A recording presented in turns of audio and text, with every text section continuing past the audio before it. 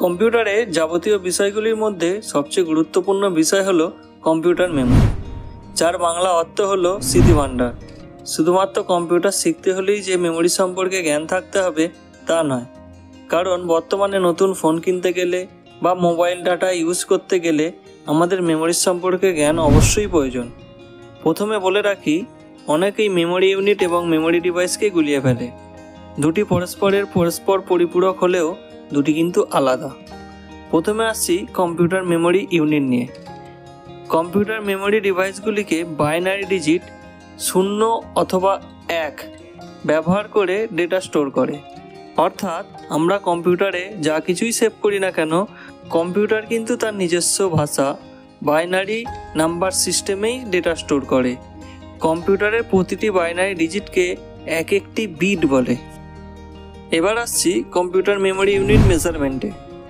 এক binary digit অর্থাৎ 0 এবং 1 ইকুয়াল টু 1 বিট, অর্থাৎ 1 বিট সমান একটি বাইনারি ডিজিটকেই ধরা হয়। 4 বিট সমান 1 nibble. 1024 byte equal to 1 kilobyte বা 1 KB. 1024 kilobyte equal to 1 MB বা 1 megabyte. 1024 megabytes equal two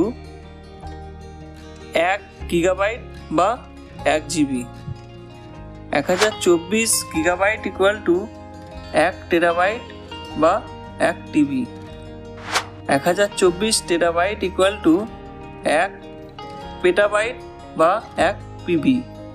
1024 petabytes equal to 1 exabyte বা 1 EB. 1024 exabyte equal to 1 zettabyte বা 1 জেডবি। 1024 জেটাবাইট ইকুয়াল টু 1 ইয়োটাবাইট বা 1 ওয়াইবি। এর পরেও অনেক নাম্বার সিস্টেম আছে। যাই হোক, মোটামুটি টেরাবাইট বা টিবি পর্যন্ত মনে রাখলেই আমাদের মেমোরি ইউনিট মেজারমেন্টের কাজ চলে যায়। যাই হোক, এইভাবে আমাদের কম্পিউটার মেমোরি ইউনিট মেজারমেন্ট করা হয়। এবার আমরা কম্পিউটার মেমোরি ডিভাইসের সম্পর্কে আলোচনা করব। যে ডিভাইসগুলির দ্বারা ডেটা স্টোর বা সেভ করা হয় সে সমস্ত ডিভাইসকেই মেমোরি ডিভাইস বলে।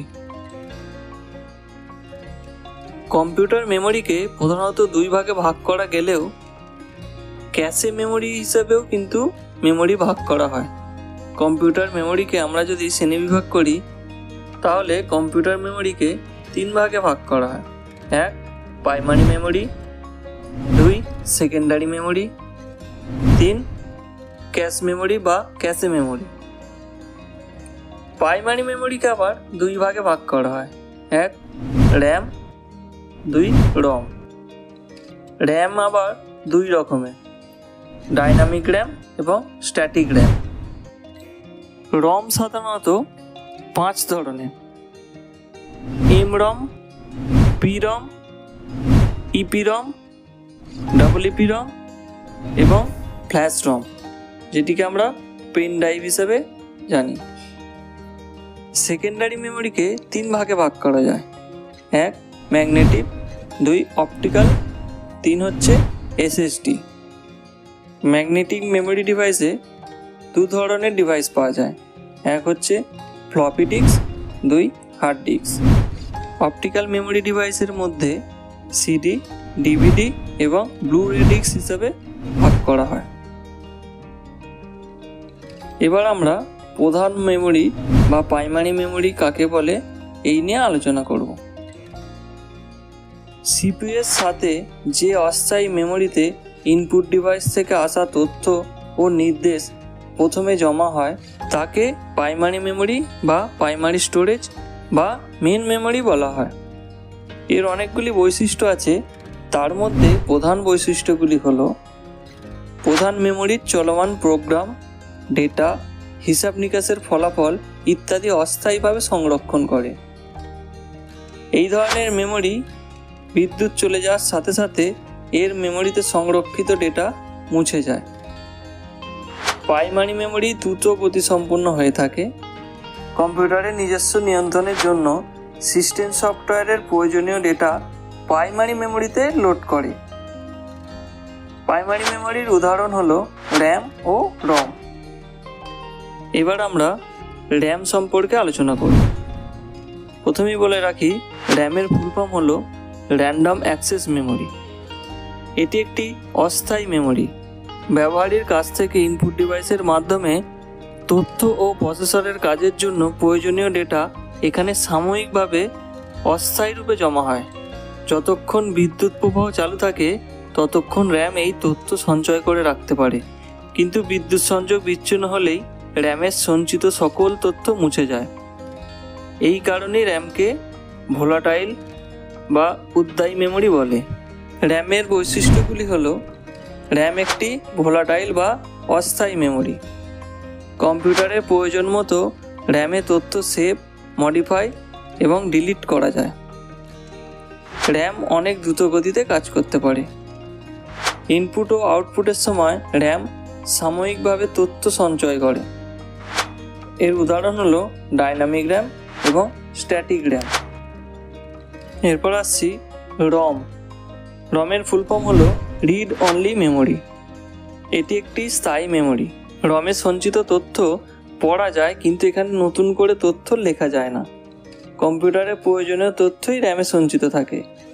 রম সঞ্চিত তথ্য স্থায়ীভাবে সঞ্চয় করে, অর্থাৎ বিদ্যুৎ বিচ্ছিন্ন হলেও এর তথ্য মুছে যায় না। এই কারণেই একে নন ভোলাটাইল বা অনুদ্বায়ী মেমোরি বলে। রমের বৈশিষ্ট্যগুলি হলো, রম একটি নন ভোলাটাইল বা স্থায়ী মেমোরি। রমের সঞ্চিত তথ্য পড়া যায়, কিন্তু নতুন করে তথ্য লেখা যায় না। রমের কাজের গতি র্যামের অপেক্ষা অনেক কম। বুটিং, বায়োস প্রভৃতি সম্পর্কিত তথ্য র্যামে সঞ্চিত থাকে। উদাহরণ হলো এমরম বা মাস্ক রম, পিরম বা প্রোগ্রামেবল রম, ইপিরম ইরেজিবল প্রোগ্রামেবল রম, ডবলইপিরম ইলেকট্রিক্যাল ইরেজিবল প্রোগ্রামেবল রম এবং ফ্ল্যাশ রম অর্থাৎ পেন ড্রাইভ। এরপর আসছি সেকেন্ডারি মেমোরি। ব্যবহারকারীর প্রোগ্রাম ও তথ্য দীর্ঘ সময় সংরক্ষণ করে রাখার জন্য অধিক ক্ষমতাসম্পন্ন, কম গতিবিশিষ্ট ও কম দামের বিশেষ ধরনের মেমোরিকে সেকেন্ডারি মেমোরি বা সহায়ক মেমোরি বলে। এই সেকেন্ডারি মেমোরির বৈশিষ্ট্যগুলি হলো, এ ধরনের মেমোরি বিদ্যুৎ চলে যাওয়ার পরেও মেমোরিতে সংরক্ষিত ডেটা মুছে যায় না। সেকেন্ডারি মেমোরি কম গতিসম্পন্ন হয়ে থাকে। এই মেমোরির সিপিইউ এর সাথে সরাসরি যোগাযোগ থাকে না, তবে সিপিইউ এর নির্দেশে সহায়ক হিসেবে কাজ করে। এর উদাহরণ হলো hard disk, floppy disk, CD DVD, pen drive, SSD ইত্যাদি। এবার আমরা হার্ড ডিস্ক সম্পর্কে জেনে নেব। হার্ড ডিস্ক বা এইচডিডি এর ফুল ফর্ম হলো হার্ড ডিস্ক ড্রাইভ। এটি একটি ইলেকট্রোমেকানিক্যাল ডেটা স্টোরেজ ডিভাইস। এটি সেকেন্ডারি মেমোরি ডিভাইস। এটি সাধারণত কম্পিউটারের অভ্যন্তরে ব্যবহার করা হয়, অর্থাৎ সিপিইউ এর মধ্যেই এটি লাগানো থাকে। এর মধ্যেই আমরা আমাদের যাবতীয় ডকুমেন্টস, অডিও, ভিডিও, ছবি, ফাইল ইত্যাদি সংরক্ষিত করে থাকি এবং পরবর্তী সময় ব্যবহারের জন্য আমরা সেই ডেটাগুলোই হার্ড ডিস্কে পেয়ে থাকি। এইচডিডি হলো এক ধরনের নন ভোলাটাইল মেমোরি, অর্থাৎ যা বন্ধ করে দিলেও ডেটা আমার সঞ্চিতই থাকে। অর্থাৎ আমার বিদ্যুৎ সংযোগ বিচ্ছিন্ন হলেও ডেটা সঞ্চিতই থাকে। এক বা একাধিক অনমনীয় ধাতু ঘূর্ণীয়মান প্লটারের সাহায্যে চৌম্বকীয় স্টোরেজের ব্যবহার করে ডিজিটাল ডেটা সঞ্চয় করে। এছাড়াও বর্তমানে এক্সটার্নাল হার্ড ডিস্কও পাওয়া যায়। আপনি প্রয়োজন মতো সেটা খুলে নিতে পারেন অথবা ইউজ করতেও পারেন। হার্ড ডিস্কের বৈশিষ্ট্য: কম্পিউটারের সমস্ত ডেটা সাধারণত হার্ড ডিস্কে সঞ্চয় করে রাখা হয়। হার্ড ডিস্কে সঞ্চিত ডেটাগুলি বাইনারি কোডেড হিসাবে সঞ্চিত হয়। হার্ড ডিস্কের তথ্যগুলি অতি দ্রুত গতিতে ব্যবহার করা যায়, অর্থাৎ অতি দ্রুত গতিতে রিড রাইট করা যায়, কপি পেস্ট ইত্যাদি করা যায়। হার্ড ডিস্কের মেমোরি স্টোরেজ ক্যাপাসিটি অনেক বেশি। হার্ড ডিস্ক প্রধানত দুই প্রকারের হয়ে থাকে, সাটা ড্রাইভ ও পাটা ড্রাইভ। এরপর আসছি ফ্লপি ডিস্ক ড্রাইভ বা এফডিডি। ফ্লপি ডিস্ক ড্রাইভ হলো একটি ইলেকট্রোমেকানিক্যাল ডেটা স্টোরেজ ডিভাইস। এটি একটি সেকেন্ডারি মেমোরি ডিভাইস। এটি সাধারণত এক্সটার্নাল মেমোরি হিসেবেই কাজ করে, অর্থাৎ প্রয়োজন মতো এটাকে খুলে নেওয়া যায়। বর্তমানে ফ্লপি ডিস্কের ব্যবহার আর হয় না। আগে ফ্লপি ডিস্ক ব্যবহার করার জন্য আলাদা একটি পোর্ট থাকতো এবং এর মেমোরি স্টোরেজ ক্যাপাসিটি অনেক কম। ফ্লপি ডিস্কের বৈশিষ্ট্যগুলি হলো কম্পিউটারের প্রয়োজনীয় ডেটা সঞ্চয় করে রাখা যায়, একটি কম্পিউটার থেকে অন্য কম্পিউটারে ডেটা ট্রান্সফার করতে কাজে লাগে। ফ্লপি ডিস্কের জন্য কম্পিউটারে আলাদা পোর্ট থাকতো, যার জন্য এটি দ্রুতগতিতে কাজ হতো। এর ট্রান্সফার স্পিড ছিল মাঝারি। এরপর আসছি সিডি বা ডিভিডি।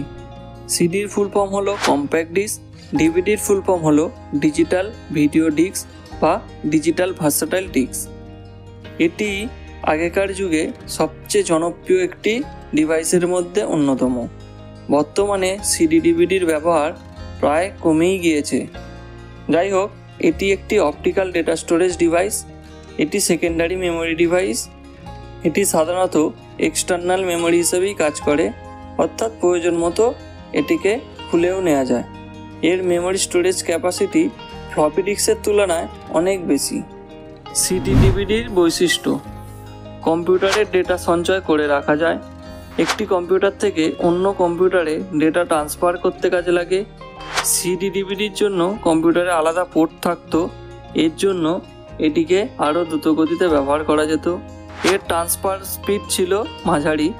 সিডির ক্যাপাসিটি ছিল 700 MB এবং ডিভিডির ক্যাপাসিটি ছিল 4.7 GB থেকে 17 GB।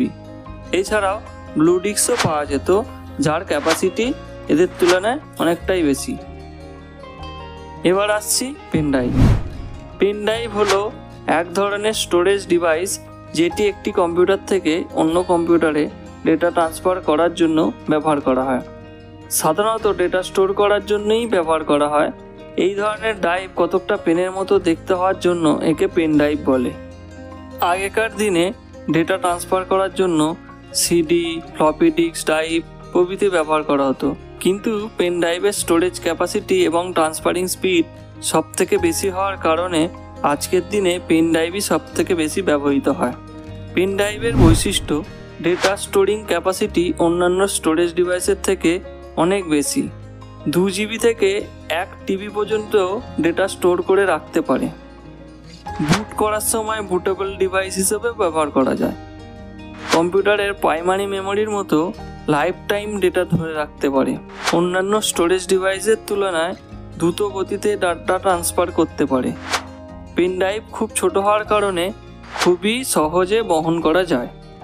এরপর আসছি SSD বা সলিড স্টেট ড্রাইভস।